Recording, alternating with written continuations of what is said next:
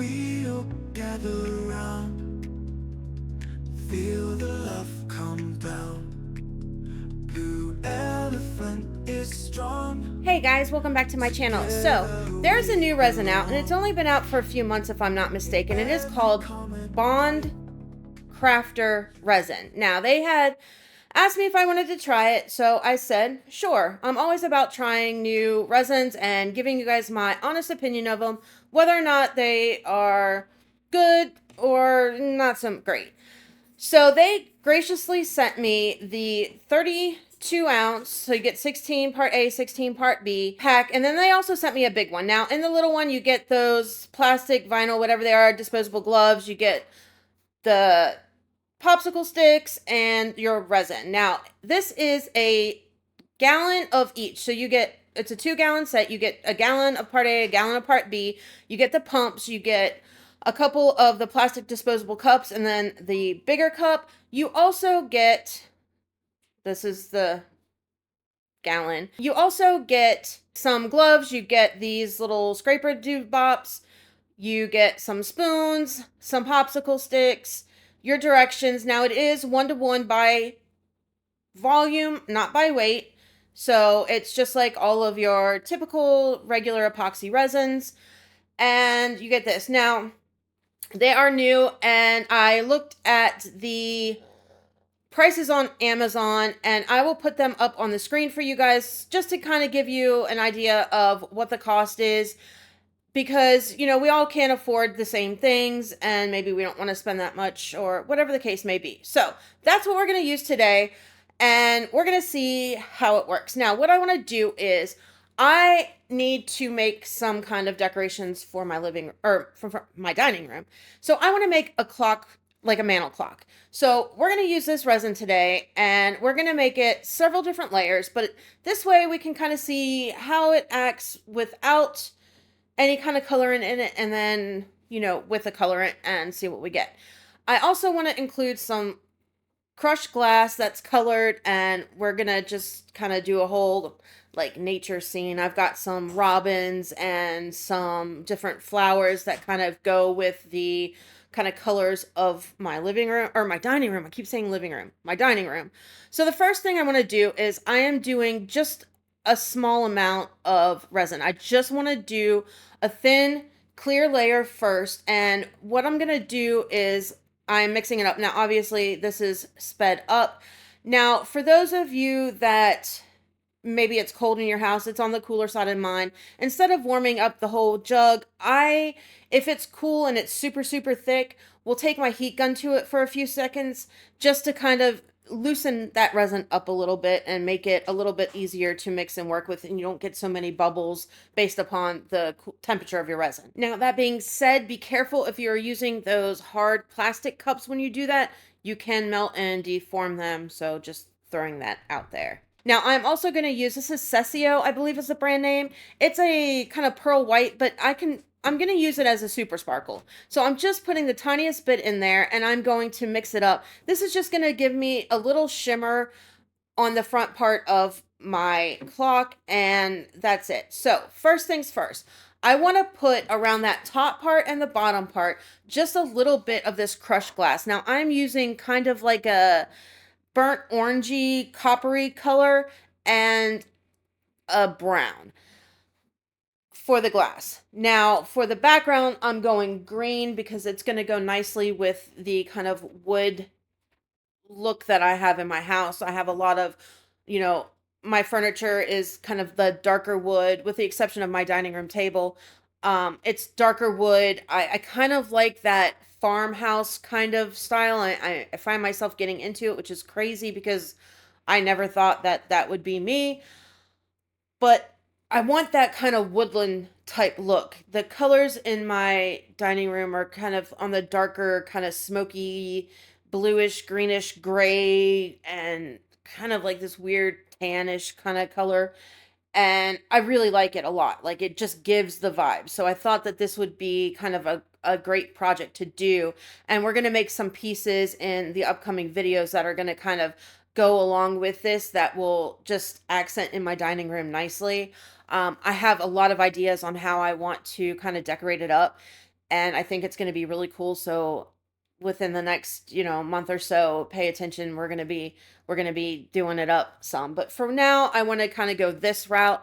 Now, if you noticed, I put my glass in first while my silicone was dry, like before I put any resin in it. The reason that I did that is, and I would be careful doing it, because if you're not careful when you kind of mix it around to get your resin mixed in so it's not setting just on the silicone and you don't have an issue with air bubbles on the other side, you can scratch your mold. So be careful. If it's a super expensive mold, like some of the Into resin molds and stuff like that, I wouldn't necessarily recommend doing it this way, because you don't want to scratch the silicone. This mold, honestly, it's on the older side. I've used it many, many times already, and it's kind of getting to the point where its lifespan it's a senior citizen.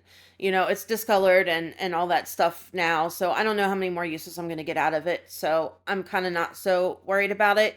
But I am taking my time and very carefully kind of just mixing around the colors, spreading them out, mixing the colors together so I don't have more of one color in one, like clumped up together, just to kind of get it just nicely. Now, I don't want to have to color this after the fact, like with a paint pen or anything like that. So that's why I'm doing the glass glitter. I want to put some emphasis on those areas of the clock, but I also at the same time I want to be able to see through it. So I'm not doing like wall to wall super thick chunky glass in that spot.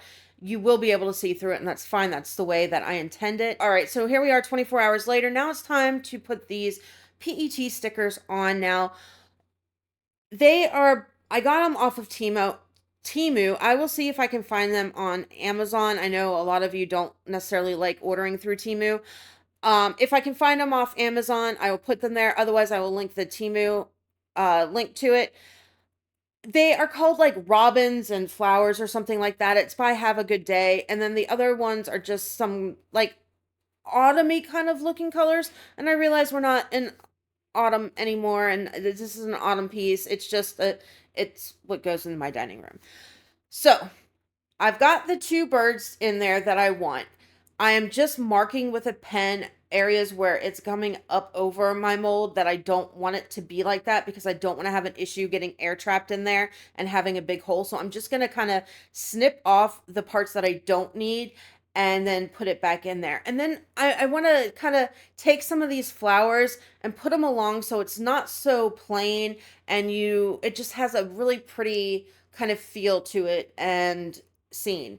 Now, I right now am laying it down in here for the purposes of placement.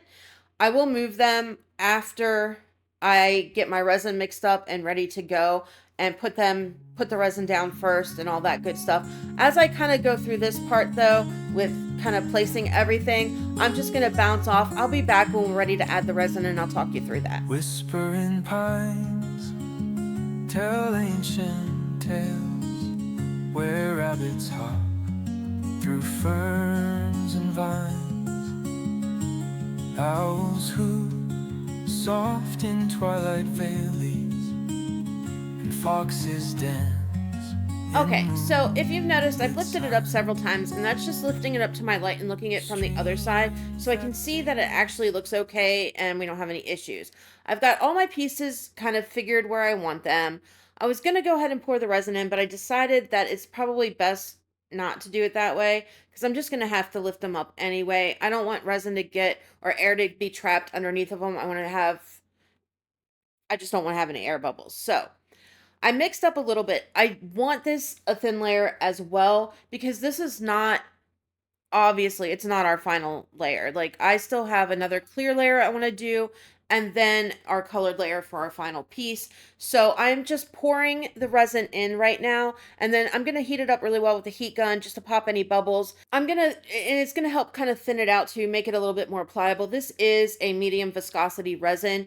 Now, if you've ever used, say, Let's resin, I feel like this is a little bit thicker than their normal epoxy. It is a medium viscosity resin, so it is not like super thin like your, deep pours. It's typical, just a little bit thicker than, say, Let's Resin brand. Okay. My resin is everywhere. I went around, popped any bubbles. Now it's time to start actually placing these stickers into my piece. Now, as I mentioned, they are stickers. There is an actual backing to these that you can peel off if you were working the other way around. But since I am not and I'm working upside down, I am not going to fool with trying to get the backs off. If you've watched if if you're not new, you know how much I struggle. If you are new, if you watch any of my other videos where I have to use stickers, I struggle. I struggle getting the backs off, and it's honestly quite ridiculous, but it's fine. It's fine. Okay, so I am just placing them in here, hopefully how I had them before. I did kind of place them in the general area outside of the mold so that I remember where they're at, but you know how it goes. I don't always remember, and I don't have time to look back to see exactly where I placed it and all that good stuff. It'll be fine. I am not worried about it going underneath where that glass is. It's just going to fade into it. It's going to give our project more dimension, and that is what I want. That's why I'm doing it in multiple layers. I could have very easily, if I wanted to, put all of this in that first layer because the glass glitter is heavy, so it's going to sink once you push it down. Now, it will float until you get it underneath the resin, and then it'll sink. And that's if you're adding it on top of the resin, not like I did where I put the glass glitter first, right? But it will sink and it will stay put. So I could have done it like that, but I didn't want to because I want depth in this. I don't want it to look flat. So we have our glass up front. Now we have our stickers. They're all nice and dry.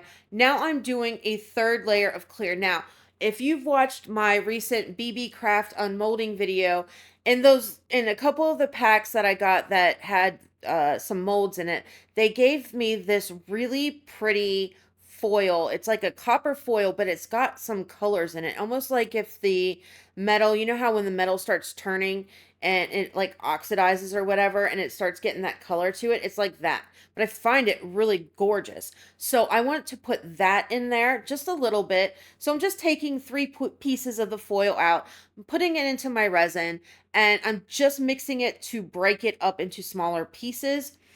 And then we're going to add just a dash of kind of like a burnt orangey coppery glitter and a brown glitter. And that's just to, again, add some more depth to this, add some more detail to it, and just some more sparkle and shine and just all of the things to this. I'm not putting a lot in. I do not want the glitter to be heavy at all. I just want a few flakes in there just to add some more interest into it, right? And then it's time to pour this over. Now, the one thing that I'm going to do after I get my resin in, and again, it's just a thin layer. I don't need anything excessive. I want to make sure that all of those beautiful foil pieces that I put in there, I don't want them hiding behind the stickers. I want them where I can actually see them because I'm not going to see it if it's behind like the birds or anything that's super thick and chunky. Like I have a lot of them there now. So I am going to take the time after I go around all my 90-degree edges to make sure there's no trapped bubbles.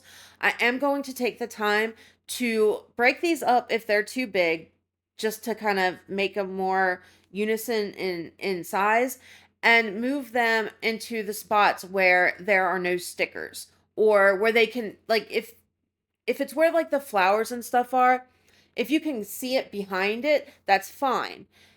But the birds, you're not going to be able to see behind that. So I do need to move it around so that I can see it. Now, is it going to move as it cures? Absolutely. And I know this, and that's fine. But I'm going to do my part to make sure that I can see as much of that as possible because I only have a very limited amount of it. All right, so now it is finally time for our final layer. And for this, I am using Let's Resin olive green resin. Now, I recently used one of their olive greens in one of my prior videos. This is a different one. This one is not the color changing one or color shifting or whatever it is like the other one is. So this is just the straight mica, just in olive green. As far as the opaqueness in color, I don't want it see-through. I want it to be a block color, but at the same time, I don't need to pack it in so much because there's still quite a bit of space left in this mold. So the thicker the depth of that resin is, I'm not going to have to worry about seeing through it. Now, if this was a thin piece, then yes, I would have to worry about you being able to see light through it. But because I'm putting so much in here, I don't have to. So I don't have to use quite as much mica as I would if it was a thinner piece, if that makes sense. Hitting it with the heat gun real quick just to pop any bubbles. And now it's time to finish filling this the rest of the way up to the top. And we're going to hit it again one last time just to pop any bubbles. And that's it. We're going to let this cure, and hopefully it turns out the way that I have envisioned in my mind. I guess we will find out. And yeah. Okay, 24 hours later, it is finally time to demold this. And as I do that, let's talk a little bit about this resin. Now, I have found that I couldn't smell it at all. It is a medium viscosity resin, like I previously mentioned, a little bit thicker than the Let's Resin brand epoxy. I did not have an issue with micro bubbles or any of that nonsense, even though the resin was cold. And this is absolutely gorgeous. Like, look how beautiful that is. The one thing that I cannot say at this point, because this is the very first time that I have used this, is that I cannot tell you what the yellowing factor is on it at this point in time. We all know that over time, resin will yellow in your clear pieces. I have not had it long enough to give you that information, so I just can't. I do want to, in the future, do a comparison of the different brands of resin that I have just to see what it is. So in the future I will do that because I am curious which one which one, maybe doesn't yellow at all or whatever. Anyway, back to the video. So now I just want to put the face on this clock, and I figured gold was the best because I only have silver and gold, and silver is just not going to go. So they give you the little clip thingies with your clock faces for this particular clock, and you just stick them in there, and that's going to hold your face in place. Line it up so that the 12 is up the top like it's supposed to be, and push it in, and that's it. That is it. Anyway, I think it's beautiful. I did enjoy working with the resin, and it's something that maybe you may want to, check out in the future. I will be doing some more upcoming projects with it just to see. Anyway, that's a wrap on this one, guys. Like, subscribe, share, all that good stuff. I will see you on Saturday in the next one. Love ya. Bye. Blue elephant is strong. Together we belong. In every comment, right? You lift me to new heights. Your support, it's clear, gives me reason to cheer.